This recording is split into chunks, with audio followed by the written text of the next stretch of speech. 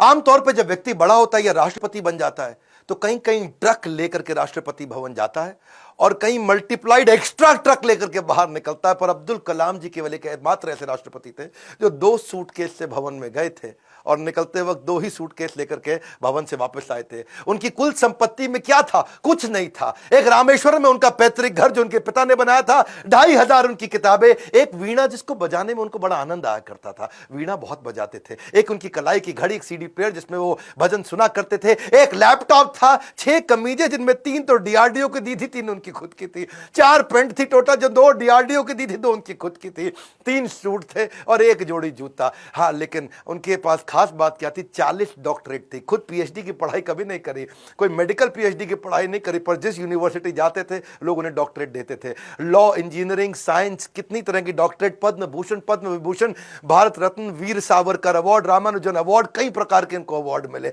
उनकी एक खास बात मैं जरूर बताना चाहूंगा, हालांकि वो मुसलमान थे लेकिन वेजिटेरियन थे। उनका बड़ा प्रेम था। एनिमल्स आर एंजल्स विद फर। पक्षी जगत पर्यावरण का सूचक होता है। कलाम जी क्या कहते थे? वो पर्यावरण का सूचक है और अगर वो मुसीबत में है तो समझ लेना कि अब हमारे भी बुरे दिन दूर नहीं है। एक बार उनको जो डीआरडीओ की उनकी दीवार हुआ करती थी ना बाउंड्री की, तो उनको बोला गया सिक्योरिटी के लिए कांच वांच लगा दो। बोला बिल्कुल नहीं, ये बर्ड्स के लिए बड़ा हार्मफुल हो सकता है। उन्होंने मना कर दिया। और जिस समय वो प्रेसिडेंट बने थे, बाद में जब वो राष्ट्रपति भवन के अंदर मुगल गार्डन में जब वॉक किया करते थे ना, तो वो एक मोर को देखा जो ना मुंह खोल पा रहा ना बंद कर पा रहा है। स्पेशली उन्होंने वेटनरी डॉक्टर को बुला के देखा तो देखा मोर के गले में ट्यूमर है, ना मुंह खोल पा रहा है ना मोर मुंह बंद कर पा रहा है। उन्होंने इसका इलाज कराया। एक लीडर की महानता का इसी बात से पता चलता है कि वो किन लोगों की मदद कर रहा है जो बदले में उन्हें कुछ नहीं दे सकते। जब कोई लीडर ऐसे लोगों की मदद करता है जो बदले में कुछ नहीं दे सकता, वही एक महान लीडर की निशानी है। अच्छा, अब्दुल कलाम जी की एक बात मेरे दिल को छू गई।